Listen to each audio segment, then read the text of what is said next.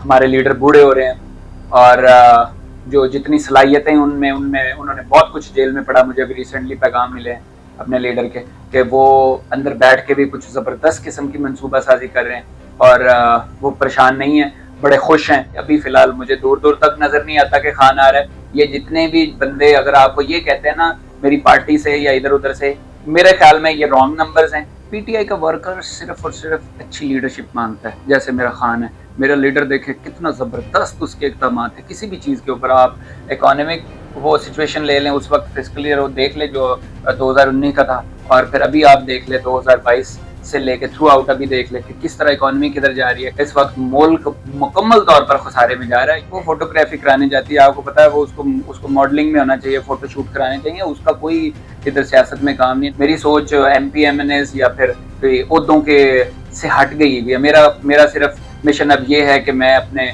मुल्क के लिए कुछ बड़ा करूँ। आप सारे नौजवान थोड़ी कोशिश करेंगे और जद्दोजहद करेंगे, खान जरूर निकले। अस्सलाम वालेकुम नाज़रीन, आप देख रहे हैं खबरें डिजिटल। आज हमारे साथ मियां अब्बास फारूक साहब मौजूद हैं, इनसे गुफ्तगू का आगाज करते हैं। अस्सलाम वालेकुम मियां साहब। वालेकुम एक तो अस्सलाम। बहुत शुक्रिया टाइम देने का अपने बिजी वक्त से। ये बताइएगा, एक 2 साल की तवील जेल काटने के बाद जब आप आए हैं, मैंने देखा है लोगों का प्यार है, और आज भी इतने दिन गुजरने के बावजूद भी कोई हर बंदा आपको मिलने आ रहा है। फैमिली का क्या तासुरात थे और दोस्तों के क्या तासुरात है?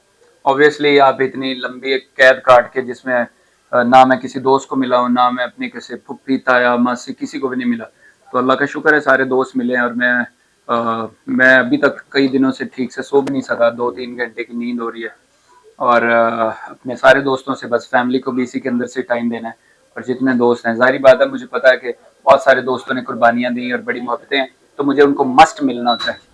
कैसे अपने घर वालों को याद किया, बाहर की दुनिया के बारे में क्या सोचते थे कि दोबारा निकलना है, किस अपने तासुरात इस बारे में भी बताएं। उम्मीद पे दुनिया कायम होती है, ये तो हमें पता था कि इंशाल्लाह निकल जाना है यहाँ से। लेकिन हम इस चीज़ पे थे कि अगर हमें नेल्सन मंडेला की जो उस थ्योरी को पढ़ते थे, तो अगर हमें जब हम उसकी book Long Walk to Freedom को पढ़ा तो हमें लगा कि हमें 10-15 साल लग सकते हैं इसके अंदर। लेकिन हम सख्त हो गए थे, ज़हनी तौर पर हम मुतमईन थे कि हमें टाइम लगेगा, जैसे 10 साल लग सकते हैं, 15 साल लग सकते हैं। लेकिन हमें ये यकीन था कि हम शायद जो है वो अपने जो स्टांस है, जो हमारे लीडर की सोच है, जो नजरिया, वो नहीं अपना बदलेंगे। अब्बास साहब, ये बताइएगा कि जिस तरह अगले का क्या लाहे अमल है आपका? अब आने के बाद बाहर क्या कोई तहरीक चलाएंगे, क्या सियासत में कैसे एंट्री? क्योंकि आपको पता है कि आपकी जमात के जो लोग हैं वो बहुत बिखर चुके हैं, मतलब छोटे छोटे ग्रुप्स बन चुके हैं। कोई वकीलों का ग्रुप बन चुका है, कोई कोई प्रॉपर जो इसको कहते हैं, पंजाब में आलिया हमजा ने आने के बाद इसको स्टेबल किया थोड़ा सा। आपकी क्या इरादा रखते हैं आप आगे? मेरा ये, वैसे तो सबको मैसेज भी देता हूँ कि इत्तेफाक में ही बरकत है, और जब आप ग्रुपिंग में जाते हैं तो चीज़ें बिखर जाती हैं। और लीडरशिप का ये काम नहीं होना चाहिए कि इंटरनल पार्टी के अंदर इस तरह अगर बिखरें। तो मुझे तो वैसे कोई सिचुएशन अभी तक क्लियर नहीं हुई। मैं तो अभी 2-3 दिन से आया हूँ, तो फिलहाल तो मेरे पास मोबाइल्स भी नहीं है, ना मैं किसी, बस इसी तरह दोस्तों से मिल रहा हूँ। तो इंशाल्लाह इसके ऊपर मजीद मैं सीखूंगा कि आगे क्या हो सकता है, किस तरह चलना है। बट ये है कि हमारा एक ही इस वक्त इरादा जो फ्यूचर का, वो एक ही है कि अपने लीडर को बाहर निकलवाना है और रियलाइज कराना है पाकिस्तान के अवाम को कि इस लीडर के बगैर कोई गुजारा ही नहीं। बल्कि अवाम खुद भी जानती है बहुत सारी, और जैसे आपको पता है 90% से ऊपर हमारी इस वक्त वोट का जो रेशो थी, तो लेकिन उसके बावजूद अब हमारे इतने अजीम लीडर अंदर हैं। अल्लाह ताला उन पर अपनी रहमतें और बरकतें नाजिल फरमाए। ये जैसे आएंगे इंशाल्लाह तो पाकिस्तान बड़ी स्पीड से तरक्की करेगा इंशाल्लाह। आप मायूस नहीं? अलीमीन गंडाखोर वजीर आला KP के हैं, मतलब बैरिस्टर जितने भी गौहर हैं, जितने भी बड़े लीडर हैं, उनकी जो जद्दोजहद है वो नहीं है जो आपके जो आप अपनी रखते हैं अपने मैं लीडर ये के तो नहीं बारे में? कहता मेरी ज्यादा है, ये उनकी कम है। हाँ, मैं ये जरूर कहूंगा कि जो घर की बातें होती है ना, वो मैं कैमरे पे डिस्कस नहीं करता। और जिस तरह मैं आपसे ये पूछूं कि आपके जो भाई कनाडा में रहते हैं, तो उनके साथ आपकी कितनी बार लड़ाई हुई, या आप अच्छे हैं वो या तो वो इंटरनल अच्छे हैं, मामला है ना। तो वो हमारा इंटरनल मामला है, इस पे मैं कैमरे पे बात नहीं करता। फवाद चौधरी बहुत बोलते हैं, आपकी पार्टी का हिस्सा रहे हैं, उनकी क्या इस पार्टी में इस टाइम हैसियत है? मुझे कुछ नहीं आइडिया, मैं तो अभी जेल से निकला हूँ कि बाहर के क्या डायनामिक्स हैं इस वक्त पार्टी के, जो ओवरऑल पॉलिटिक्स चल रही है, लीडरशिप क्या करे, थोड़ा समझेंगे इंशाल्लाह, इस पे सोच के बात करेंगे। ये बताइएगा, साम न्याजी भी आपके साथ जेल में हम्म। थे, आपस में कभी गुफ्तगू हुई है और क्या हुई है इस बारे में कि कब बाहर निकलेंगे? जो 9 मई था कि इसमें हम कैसे, मतलब ये अगर ये ना होता तो इस तरह की कोई बातें ज़हन में आपस में डिस्कस तो नहीं हुई कभी? नहीं, हम इस चीज पे तो नहीं है कि ये ना होता तो क्या होता, हमें पता होना वही है जो मंजूर खुदा होता है। लेकिन ये कि इसमें नीयत देखते हैं कि क्या हमारी नीयत ये है कि हम पाकिस्तान को बिगाड़ें या सिमारें। तो हमारी एक ही नीयत है कि हम पाकिस्तान को सिमारना चाहते हैं, जो हमारे नबी करीम सल्लल्लाहु अलैहि वसल्लम की तरफ से हमें जो पैगामात और जो उनकी तरफ से हमने सीखा उनसे जो। अबाद भाई, जो माजी में गलतियां हुई हैं, जिस तरह देखें वज़ीर आला बनाना बुज़दार साहब को, और बहुत से ऐसे लोग हैं जो बाहर भाग चुके हैं, मतलब पीटीआई में थे, जैसे मतलब अमेरिका जा चुके हैं, इधर जा चुके हैं, आप नहीं समझते उसकी वजह से पीटीआई माजी में भी डैमेज हुई है? आइंदा ऐसी गलती तो नहीं होगी? जो लोग मुल्क को छोड़ के सियासतदान यानी खौफ के मारे बाहर भाग जाते हैं, मैं उनको बिल्कुल एक तो सियासतदान नहीं समझता और उनका इस मुल्क की सियासत में कोई हिस्सा नहीं होना चाहिए।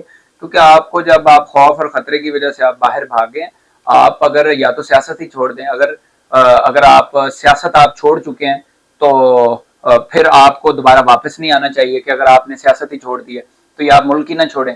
क्योंकि मैं आपको इतनी एक बात बता दूं, जो लोग मुश्किल वक्त अपने मुल्क और अपनी जो ला इलाहा इल्लल्लाह जिस नाम पे ये जमीन कायम हुई है पाकिस्तान, जिसको नाम दिया गया, तो वो मैं नहीं उनको ना मैं अच्छा समझता हूँ कि वो एक अच्छे बिजनेसमैन हो सकते हैं, ना मैं उनको अच्छे पॉलिटिशियंस कह सकता हूँ। और ये कोई मसलत पसंदी नहीं है कि आप खौफ की वजह से बाहर, आप लोगों को क्या टीच करा रहे, क्या पढ़ा रहे हैं आप कि आप खुद भाग गए और अवाम आपकी का क्या होगा। आप क्योंकि लोग अपने लीडर्स को फॉलो करते हैं, उसके हर एक्शंस को बहुत ज्यादा वो डीप डाउन उसके ऊपर उनके असरात पड़ते हैं। जुल्फी बुखारी, शहबाज गिल, बाहर बैठ के, जुल्फी बुखारी तो नहीं, शहबाज गिल जो अपने वीलॉग्स करते हैं या जो इन्फॉर्मेशन देते हैं, क्या आप नहीं समझते कि पार्टी के लिए प्रॉब्लम्स क्रिएट करते हैं? मुझे ऑनेस्ट टू गॉड कुछ नहीं आइडिया अभी के बाहर क्या चल रहा है। और इसलिए मैं पहले सीखूंगा, समझूंगा, इस पे फिर बात करूंगा। सबसे पहले आके किसको मिले थे जब आप घर में? मैं अपनी माँ से मिला। क्या तासुरात थे? ऑब्वियसली बड़ा खुशी का मौका था, बट यह है कि जब मैंने घर में एंटर हुआ तो देखा कि मेरा बेटा नहीं है मार, जिसको मैं बिल्कुल सही सलामत छोड़ के गया, जो मेरे साथ सोता था। तो मेरे लिए वो मुश्किल तरीन वक्त था।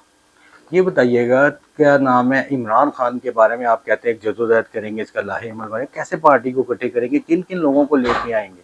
इरादे जब आपके फौलादी होते हैं तो अल्लाह ताला आपकी जरूर मदद करते हैं, और कुछ ऐसी चीजें होती हैं जो बताई नहीं जाती, की जाती है, और इंशाल्लाह हम बहुत जल्द करेंगे। आप समझते हैं कि जो आने वाले 5 साल में था, जो इलेक्शन है आने वाले मुस्तकबिल में, आप जितनी 1 साल गुजर चुका, दूसरा साल जारी है, गवर्नमेंट क्लेम करती है कि हमने अच्छे मंसूबे शुरू किए, अवाम को रिलीफ दिया, आप किस तरह स्ट्रगल करेंगे इसको कि अवाम को एक मुतहद रखने के लिए? पीटीआई के जो वर्कर है उसको, पीटीआई का वर्कर सिर्फ और सिर्फ अच्छी लीडरशिप मांगता है। जैसे मेरा खान है, मेरा लीडर देखे कितना जबरदस्त उसके इकदाम है किसी भी चीज के ऊपर। आप इकोनॉमिक वो सिचुएशन ले लें, उस वक्त फिस्कल ईयर वो देख ले जो 2019 का था, और फिर अभी आप देख ले 2022 से लेके थ्रू आउट अभी देख ले कि किस तरह इकोनॉमी किधर जा रही है। एक्सपोर्ट्स देख लें किस तरह बुरी तरह से डाउन साइजिंग की तरफ है और हमारी एक्सपोर्ट्स, और जो लोकल जो लोग ट्रेडिंग करते हैं उनके बुरे हालात हैं। इस वक्त मुल्क मुकम्मल तौर पर खसारे में जा रहा है। ये जो जैली जो अखबारों के ऊपर जिसको अब कोई पढ़ता भी नहीं है, मैं जेल में था, उधर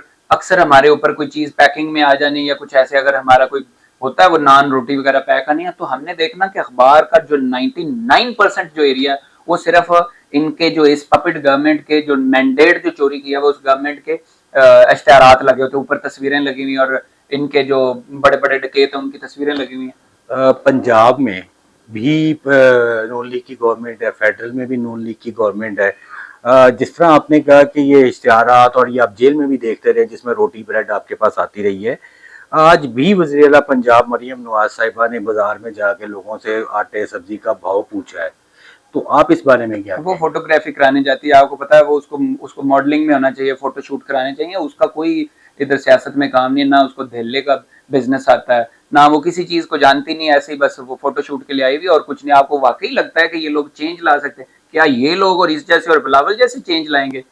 मैं समझता हूँ कि इससे ज्यादा मैं अगर मेरे मेरे होते हुए मेरे बच्चों पे ये रूल करे तो मेरे ख्याल में मुझे और मेरे बच्चों को मर जाना चाहिए कि इस तरह के बंदे जो है ना थर्ड क्लास मेरे बच्चों पे रूल करें।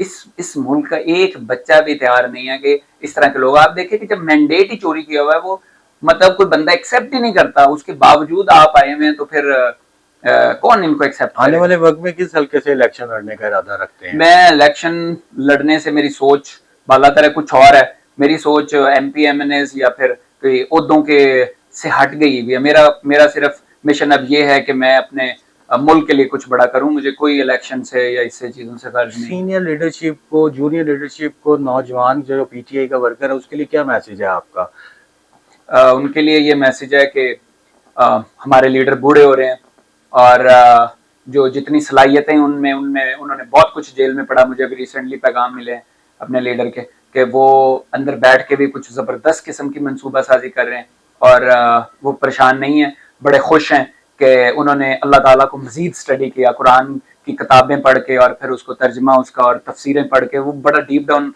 मज़ीद अल्लाह ताला ने जो दुनिया की तख्लीक की उसकी अंडरस्टैंडिंग और ज़्यादा बेहतरी से ला रहे हैं। मैं आपको बता रहा हूँ, जैसे ही खान निकलेगा और आपको मदद करनी है, अगर कोई बंदा ये कहे कि खान निकल रहा है या खान जल्द आ रहा है, मैं एक चीज आपको लिख के देता हूं कि अभी फिलहाल मुझे दूर दूर तक नजर नहीं आता कि खान आ रहा है। ये जितने भी बंदे अगर आपको ये कहते हैं ना मेरी पार्टी से या इधर उधर से, मेरे ख्याल में ये रॉन्ग नंबर्स हैं, ठीक है।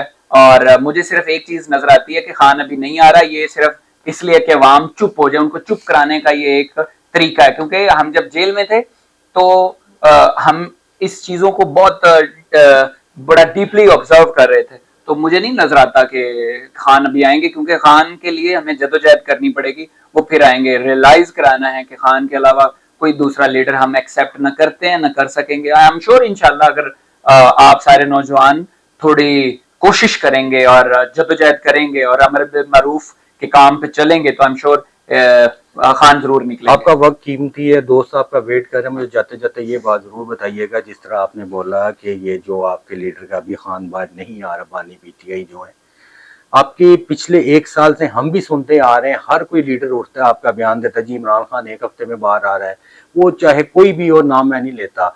क्या इसकी वजह क्या है कि वो इस परसेप्शन क्यों फैलाते हैं आपकी अपनी जमात के लीडर ही? मेरा ये ख्याल है कि मुझे इस पे बात अभी इसलिए नहीं करनी चाहिए क्योंकि मैं अपने भाइयों को गिराना नहीं चाहता फिलहाल। हाँ, हो सकता है उसमें भी कोई मसलत पसंदी हो, बट मैं इतना जानता हूँ कि ये जो भी बयान देते हैं कि खान बस जल्दी बाहर आ रहा है, क्योंकि मुझे तो दूर दूर तक नहीं नजर आ रहा बिल्कुल भी। मैं बाहर कब आया हूँ, उम्मीद रखते हैं, बहुत कब देखते हैं आपके खान? मुझे लगता है कि किसी जद्दोजहद या कोशिश के बगैर या किसी तहरीकों के बगैर और कंटिन्यूअसली वो रहेंगी तो दैन ही खान आएगा। सर इतनी तरीके शुरू की हैं, 9 नवंबर का हुआ, इस्लामाबाद गए, ये कि इसके बाद कौन सी ऐसी तहरीक चलाने का इरादा है आपका? लोगों को वो सोच पैदा करने की जरूरत है जो हमारा लीडर बता के गया था, क्योंकि कुरान में अल्लाह ताला ने अगर एक एक बार को, एक एक चीज को, एक एक आयत को 28 बार, 30 बार, 35 बार, बहुत सारी ऐसी चीजें हैं कि जो कुरान में, जैसे फाबिया रब्बी को मातो कज़िबान, क्यों अल्लाह ताला ने 32 दफा 33 दफा कुरान में क्यों कहा हुआ उसको, सूरह रहमान के अंदर चैप्टर 55 में बार बार। उसकी रीजन ये होती है कि क्योंकि अल्लाह ताला इंसानों को जानता है कि ये बहुत थोड़े अरसे के बाद चीजें भूल जाते हैं, और फिर इनको रियलाइज कराना, ताकि इंसान है वो अगर उसने सूरत, फॉर एग्जाम्पल कोई भी सूरत पढ़नी है तो उसके अंदर अल्लाह ताला एक एक चीज को 2-2 बार, 3-3 बार एम्फसाइज करता है लोगों को बताने के लिए। जेल में जाने से पहले मियाँ बात फरूक क्या थे और जेल से आने के बाद मियाँ बात फरूक क्या है? वो अब आपको पता हो, मुझे तो नहीं समझ आ रही कि मैं पहले क्या था। नहीं, तो आपका एक सोच क्या है, मतलब उसकी? मेरी सोच बहुत पॉजिटिव है।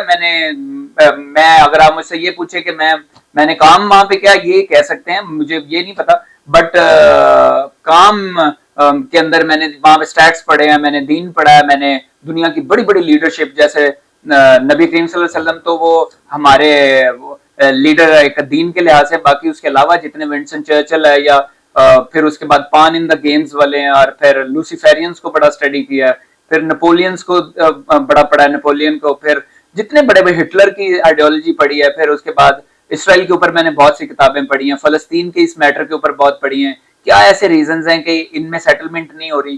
क्या ऐसी रीजन है कि यहूदियों को बार बार दुनिया से एक्सपेल किया गया? क्या ऐसी रीजंस है कि कुरान इनके खिलाफ इतना क्यों है यहूदियों के? मतलब बहुत गहरी स्टडी की है किस तरह से दुनिया ऑपरेट होती है, मतलब उसकी केमिस्ट्री वो क्या है, पाकिस्तान के अंदर प्रॉब्लम्स क्या है, इन्हीं चीजों को देखते रहे। कुरान पाक तर्जमे से पढ़ा जी, अल्हम्दुलिल्लाह, तफसीर उसकी पढ़ी, अल्लाह का शुक्र है। बहुत शुक्रिया बात भाई आपका टाइम देने का, थैंक यू वेरी मच।